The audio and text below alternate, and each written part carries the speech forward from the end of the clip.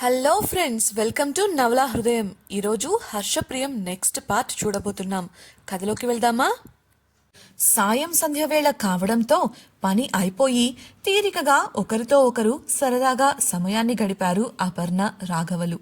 వారిని దూరం నుండి గమనిస్తున్న ప్రియ తమ బంధం కూడా ఇలా ఉంటే ఎంత బాగుండు అని అనుకొని ఇంట్లోకి వెళ్ళిపోయింది. ఆమె లోపలికి వెళ్లేసరికి ల్యాప్టాప్లో సినిమా చూస్తూ అందులో వస్తున్న కామెడీకి నవ్వుకుంటూ కనిపించాడు హర్ష. ప్రియ వెళ్లడమే సర్దుకొని కూర్చుంటూ నవ్వు ఆపుకొని సైలెంట్ అయిపోయాడు. అతడి ప్రవర్తన ఆమెకు వింతగా అనిపించింది. కానీ హర్ష నవ్వుతూ చాలా అందంగా కనిపిస్తున్నాడు అని మనసులో అనుకుంది. అంతలోనే నేను కూడా ఎందుకు హర్షతో సినిమా చూడకూడదు, నాకు కూడా బోర్ కొడుతోంది అనుకొని అనుకున్నదే తడవు హర్ష పక్కన కూర్చుంది. నేను కూడా మూవీ చూస్తా హర్ష అని ఆమె చెప్పగా మౌనంగా ఉండిపోయాడు హర్ష. అల్లరి నరేష్ సుడిగాడు సినిమా చూస్తూ మనస్ఫూర్తిగా నవ్వుకుంది ప్రియ. కొంతసేపటికి హర్ష నుండి ఎటువంటి శబ్దం రాకపోవడంతో అనుమానం వచ్చి అతడి వంక చూడగా మైమరచిపోయి తననే చూస్తూ కనిపించాడు అతడు. ఆమె అతడి వైపు తిరగటమే తడబడి స్క్రీన్ వైపు ముఖం తిప్పేసి సర్దుకుని సినిమా చూస్తూ ఉండిపోయాడు. అంతలో ప్రియకు అనుమానం మొదలైంది.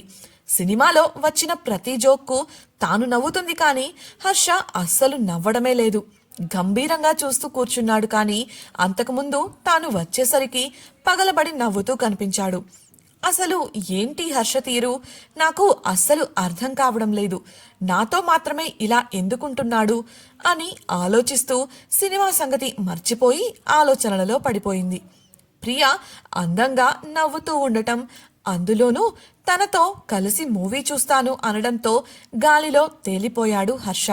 ఆమె నుండి చూపు తిప్పుకోలేకపోయాడు. ఆమె తన వైపు ఒక్కసారిగా చూడటంతో సర్దుకుని ముఖం స్క్రీన్ వైపు తిప్పాడు. కానీ మనసులో మాత్రం పూర్తిగా ప్రియ గురించిన ఆలోచనలే. ఏమైంది ఈ ప్రియకు? వెళ్ళేటప్పుడు నా వంక సీరియస్గా చూస్తూ వెళ్ళింది, ఇప్పుడేమో సడన్ గా వచ్చి మూవీ చూస్తా అంటుంది.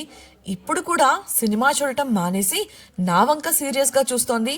నాతో గొడవ కాని పడాలని అనుకుంటుందా, లేక ఒంటరిగా దొరికాను అని ఉతికి ఆరేయాలి అనుకుని డిసైడ్ అయిందా? ఏం ఆలోచిస్తుంది తను అనుకుంటూనే సినిమా చూస్తూ ఉండిపోయాడు.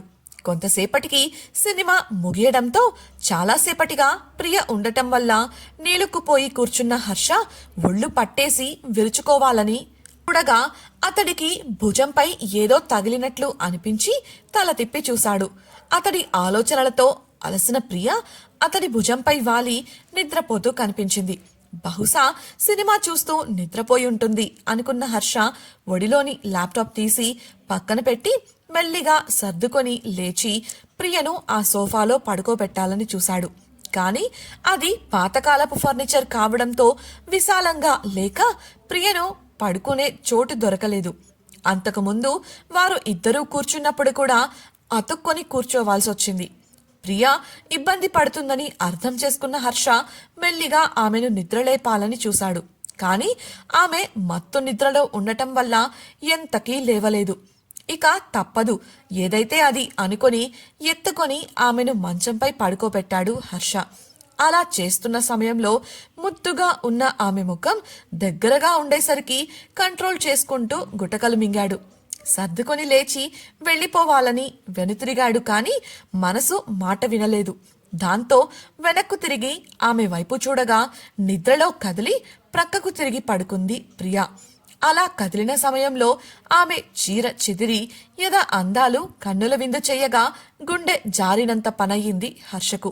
ఆమెను అందుకొని తన సొంతం చేసుకోవాలని మది చెబుతున్నా కష్టంగా చూపు తిప్పుకుంటూ చెదిరిన చీరను సరిచేసి రాక్షసి ముద్దుగా ఉంటూనే మాటలతో చంపేస్తుంది మనసులో అనుకుంటూ అక్కడి నుంచి వెళ్ళిపోయాడు. ఇవేవీ తెలియని ప్రియ దిండును హత్తుకొని మత్తుగా నిద్రపోయింది. బయటకు వెళ్లిన హర్ష వరండాలోని ఉయ్యాలలో చేరగా ఆమె తలుపులు అతడిని ఉక్కిరిబిక్కిరి చేశాయి. ఊరికి వచ్చాక ఆమె తనకు చేరువగా ఉన్న క్షణాలు మనసును మరో లోకంలోకి తీసుకువెళ్ళాయి. ఆ క్షణాలు అలాగే తనతో శాశ్వతంగా ఉండిపోతే ఎంత బావుంటుంది అన్న ఊహ అతడి పెదవులపై నవ్వులు విరబూయించింది. అంతలోనే ఏదో తలంపు ఈ ఊహలను నవ్వులను చెదరగొట్టగా నవ్వులు మాయమై అతడి ముఖంలో నిరాశ మిగిలింది. ఇక ఈ జీవితం ఇంతేనేమో, నా మనసుకు నచ్చిన అమ్మాయి ప్రేమ ఇక నాకు దక్కదు అనుకుంటూ కళ్ళు మూసుకున్నాడు. అప్పుడే హర్ష గుమ్మంలోంచి వినపడిన రాఘవ పిలుపుకు లేచి కూర్చోగా వెళదామా అన్నాడు రాఘవ. ప్రియ ఉన్న గదివైపు ఒకసారి చూసి పద అంటూ రాఘవను అనుసరించాడు హర్ష. ఇద్దరూ కలిసి బయటకు వెళ్ళిపోగా ఇంట్లో ఒంటరిగా నిద్రపోతూ ఉండిపోయింది ప్రియ. గంటసేపు గాఢ నిద్ర తరువాత మెలకువ వచ్చింది ఆమెకు. లేచి చూడగా ఇల్లంతా నిశ్శబ్దం. ఇదేంటి, నేను సోఫాలో సినిమా చూస్తూ ఉన్నాను కదా, ఎప్పుడు నిద్రపోయాను, అసలు ఇక్కడికి ఎలా వచ్చాను అనుకుంటూ చుట్టూ చూసింది. హర్ష కనిపించలేదు. ఈ హర్ష ఎక్కడికి వెళ్ళాడు, తనే నన్నిక్కడ పడుకోబెట్టాడా అనుకుంది.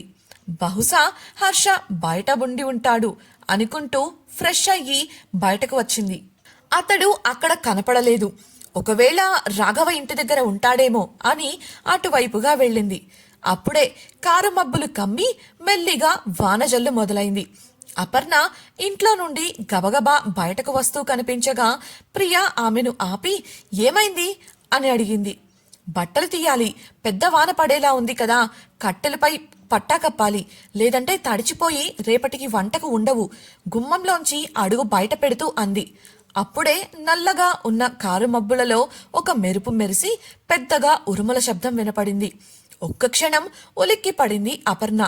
ఆమెను పట్టుకొని ఇంటి లోపలికి తీసుకువెళుతూ నువ్వు ఇలా కూర్చో అపర్ణ, ఏం చేయాలో చెప్పు, నేను చేస్తాను, మొహమాట పడకు, నీ కడుపులో బిడ్డ ఉంది, ఇలా బయట తడినేలపై తిరగటం, వర్షంలో తడవటం మంచిది కాదు అంటూ పక్కనే దండం మీద ఉన్న తువ్వాలు అందుకొని నెత్తిన కప్పుకొని బయటకు వెళ్ళింది.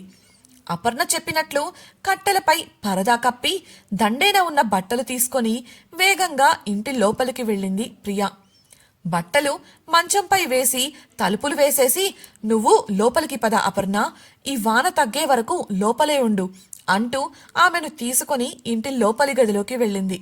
సరిగ్గా అప్పుడే కరెంటు పోయి చీకటి కమ్ముకోగా క్షణంలో బ్యాకప్ బల్బు వెలిగి చీకటిని తోసిపుచ్చింది. అపర్ణను మంచంపై కూర్చోపెట్టి తాను కుర్చీలో కూర్చుంది ప్రియ. ఒక క్షణం ఇంటిని పరిశీలనగా చూడగా చిన్న చిన్న గదులే అయినప్పటికీ అన్ని వస్తువులను ఒద్దికగా సర్దుకుంది అపర్ణ. థ్యాంక్స్ అమ్మాయి గారు, సమయానికి వచ్చి సాయం చేశారు అని అపర్ణ చెప్పగా అలాంటిదేం లేదు అపర్ణ, అయినా నన్ను ప్రియా అని పిలవమన్నాను కదా చిరుకోపంగా చూస్తూ అంది. సరే ప్రియా, అన్నట్టు నువ్వు ఎందుకొచ్చావో అడగటం మర్చిపోయాను అని అపర్ణ అనగా ప్రియా అదా, సినిమా చూస్తూ నిద్రపోయాను అపర్ణ, లేచేసరికి హర్ష కనిపించలేదు, ఇక్కడ ఉన్నాడేమో అని వచ్చాను అని బదులిచ్చింది. ఓ, అయితే మీకు హర్ష అన్నయ్య చెప్పలేదా అని అపర్ణ అడగగా అయోమయంగా చూసింది ప్రియా. టౌన్లో పనుంది, హర్ష నేను వెళుతున్నాము, చూసుకొని వచ్చేస్తామని మా ఆయన వెళ్తూ చెప్పారు ప్రియా. మీ కార్ తీసుకొని వెళ్లారు, కంగారేం లేదు, వచ్చేస్తారులే, టౌన్ పక్కనే కదా, ఇప్పుడు వర్షం కూడా మొదలైంది, కాస్త ఆలస్యం అవ్వచ్చు అని వివరించింది అపర్ణ. ఓ అలాగా అన్న ప్రియను అన్నయ్య నీకు చెప్పలేదా అని ప్రశ్నించింది అపర్ణ. లేదు అని ప్రియ చెప్పగా అదేంటి, బయటికి వెళ్లేటప్పుడు భార్యకు చెప్పకుండా వెళ్తారా, మా వారైతే ఎక్కడికి వెళ్తున్నా చెప్పే వెళతారు, ఆలస్యం అవుతుంది అనుకుంటే ఫోన్ చేస్తారు, లేదంటే ఎవరి చేతైనా కబురు పెడతారు, నాకు చెప్పకుండా ఏ పని చెయ్యరు సంతోషంగా చెప్పింది అపర్ణ. ఆమెను చూసి చిన్నగా నవ్వింది ప్రియ. తెలుస్తుంది అపర్ణ, ఇందాక నువ్వు వాకింగ్ చేసేటప్పుడు చూశాను, నువ్వంటే అన్నయ్యకు చాలా ఇష్టం అనుకుంటా, నువ్వు తనను వదిలి పురిటికి వెళ్ళడానికి కూడా ఇష్టపడలేదు అంటేనే తెలుస్తుంది మీ మధ్య ఉన్న ప్రేమ ఎలాంటిదో నవ్వుతూ అంది. అంటే ఇందాక మేము మాట్లాడుకున్నదంతా వినేశారా సిగ్గుపడుతూ అడిగింది అపర్ణ. ప్రియ నవ్వేసి కావాలని వినలేదు, అనుకోకుండా బయటకు వచ్చాను, అప్పుడే చూశాను, మీ జంట చాలా క్యూట్గా ఉంది అంది ప్రియ. Thank you. మీ జంట కూడా చాలా బాగుంటుంది. మీరు వచ్చిన రోజు మిమ్మల్ని చూసి మా ఆయన కూడా అదే అన్నారు. అన్నయ్య చాలా సరదా మనిషి అనుకుంటా కదా అని అడిగింది అపర్ణ. ఆ మాటతో ప్రియ ముఖంలో సంశయం తొంగి చూసింది. తమకు అపర్ణ వాళ్లకు మధ్య ఎంత వ్యత్యాసం ఉందో అనుకోగా ఆమె ముఖంలో విచారం తొంగి చూసింది. అది గమనించిన అపర్ణ కంగారుగా, ఏమైంది ప్రియా, నేను ఏమైనా తప్పుగా అన్నానా అని అడిగింది. ప్రియ సర్దుకొని, అదేం లేదు అపర్ణ, ఏదో గుర్తొచ్చిందిలే, వదిలే అంది. అపర్ణ ముందుకు సర్దుకొని కూర్చుంటూ, మనసులో ఏదైనా కలవరం ఉంటే ఎదుటి మనిషితో పంచుకుంటే పోతుందట.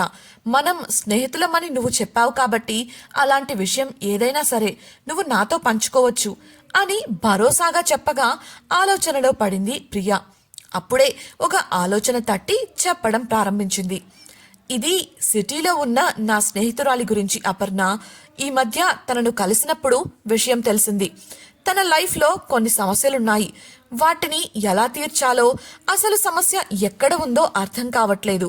నాకన్నా ముందు తనకే అర్థం కావడం లేదు అని దిగులుగా చెప్పగా, అసలు ఏం జరిగింది అని ప్రశ్నించింది అపర్ణ. మా పెళ్లి జరిగిన సమయంలోనే తనకు కూడా పెళ్లి జరిగింది. కానీ వాళ్ళు ఇప్పటికీ ఒకరికొకరు దూరంగానే ఉంటున్నారు. నా స్నేహితురాలిది పెద్దలు నిశ్చయించిన పెళ్లి.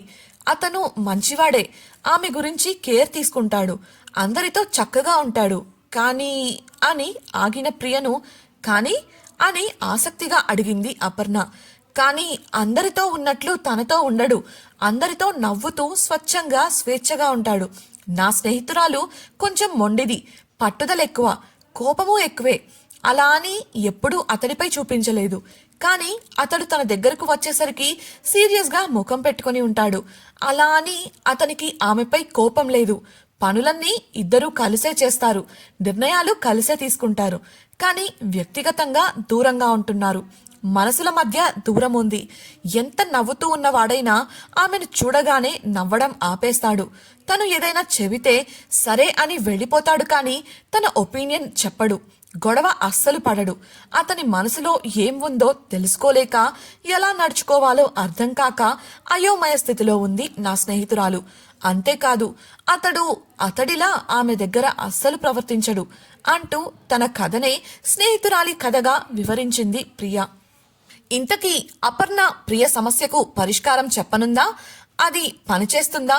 హర్ష ఎక్కడికి వెళ్ళాడు తెలుసుకోవాలనుకుంటున్నారా? అయితే ఛానల్ను సబ్స్క్రైబ్ చేసి హర్ష ప్రియం నెక్స్ట్ పార్ట్ వినేయండి. మీకు ఈ వీడియో నచ్చినట్లయితే లైక్ చేసి మీ స్నేహితులకు షేర్ చేయండి. మీ అభిప్రాయాలను మాతో పంచుకోవడం కోసం కామెంట్ సెక్షన్లో తెలియజేయగలరు. ఇట్లు మీ నవలా హృదయం team. Thank you for listening.